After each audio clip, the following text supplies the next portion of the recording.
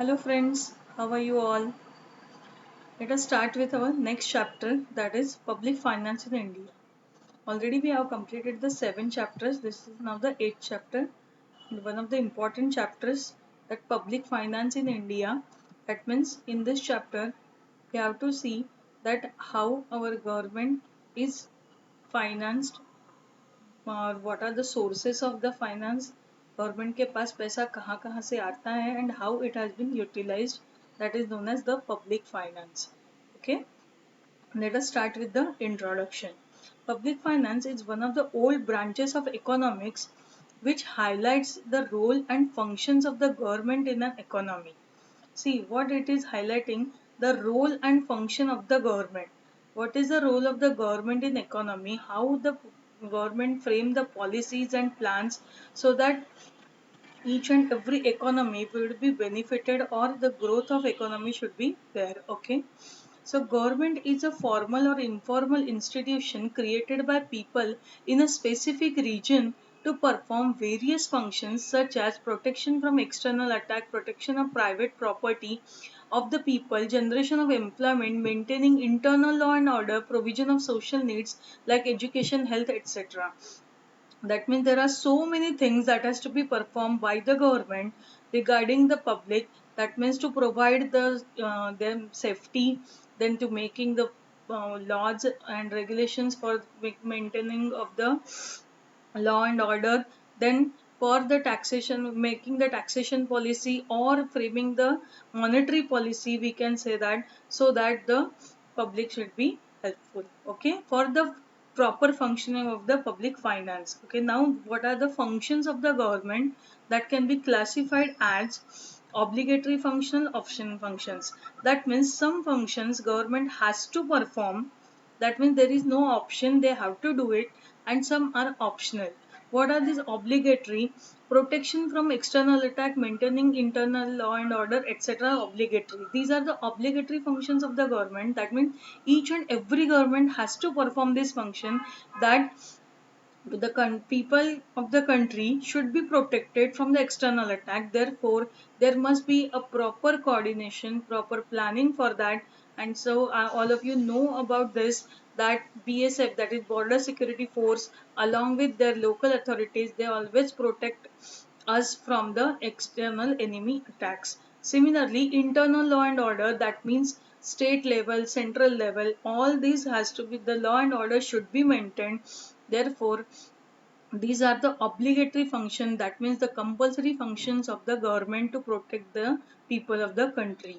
The second one is optional function: provision of education and health services, provision of social security like pension and other welfare measures, etc. optional function of the government. That means regarding education and health service, government's functions are little bit optional. That means they will do, but not on the priority basis. Their priority may be after the security purpose. Okay, this can be possible. That means government has to perform all these functions, but little bit priority should be there. And therefore the first one is security, after that the welfare and the education. Okay, now the meaning and nature of public finance: to perform the above mentioned function adequately and efficiently, any government needs funds which can be received from various sources. In the only I told you that from where the government has to take the money, that is the sources of the public finance, and that should be efficiently and adequately used. That to perform this function they must need a finance, and from where these are the sources, that is known as the public finance. Public is a collective for individuals living within an administrative territory, that means within one country. In economics it is used to signify the government which represents the public. Finance simply means income and expenditure. Thus, public finance is nothing but a study of principles of income and expenditure of the government at central, state, and local levels. Okay, so we have to study in this chapter about this public finance. That means study of principle of income and expenditure of the government at state level, local level, and central level also. Let us start with the definitions of public finance. Okay, there are so many definitions given here.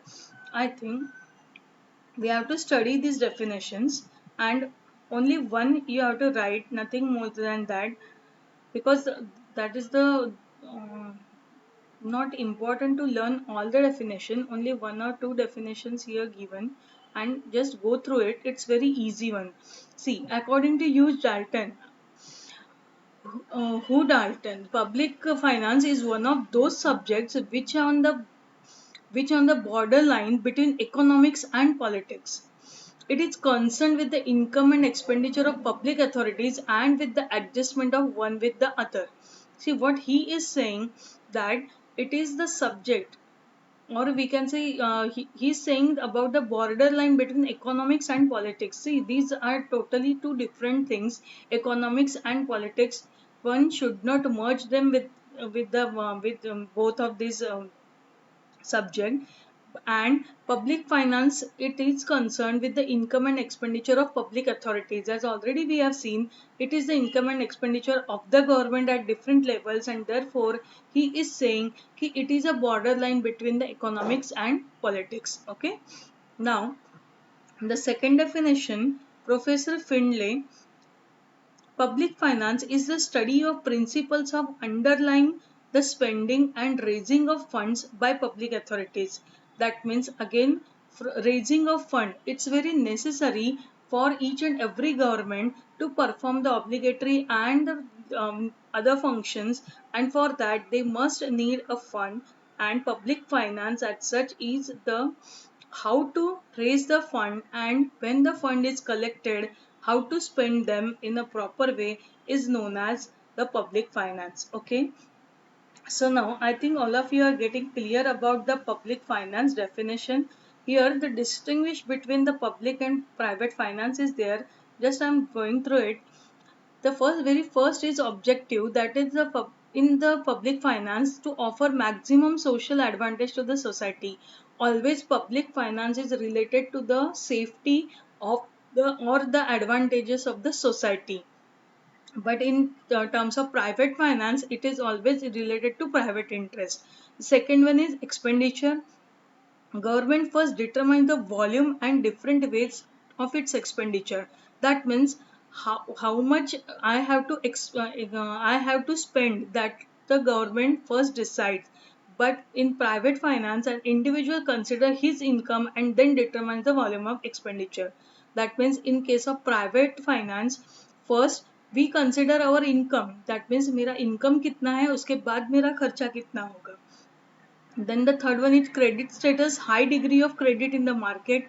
Credit of private individual is limited. Credit, that means उधारी, जहाँ पे government को credit मिलता है, because it's we can say credit, high degree of credit. ये एक credit को हम लोग दूसरे तरीके से भी ले सकते हैं. You can say the reputation also, because government अगर अच्छा काम करेगी तो डेफिनेटली उसको क्रेडिट भी मिलेगा.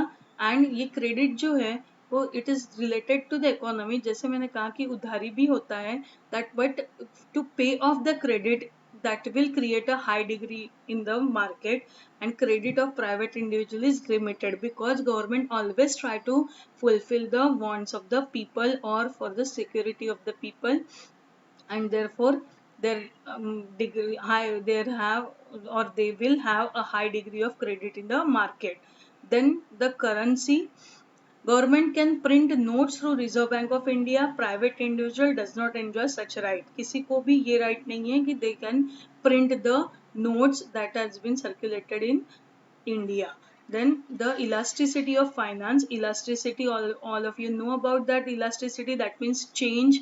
That is, public finance is more elastic. It has to be elastic due to the changes in all demand and supply forces and even the prices.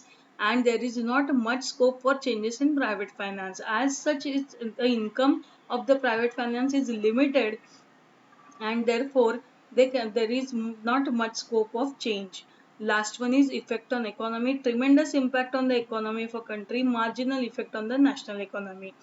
See, whenever there is a public finance, or we can say public finance has a tremendous impact, because the government has to perform some functions, and for that the fund should be raised and it should be utilized in a proper way, and therefore it shows a tremendous impact on the economy of a country.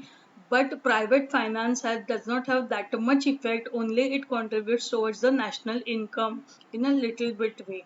Okay, I think all of you getting clear about this public and private finance. Today I am ending lecture with this only. The next topic I will cover in the next lecture. Till then, do study well. If you have any doubt, you can put your doubt in the comment section so that I can clear your doubt.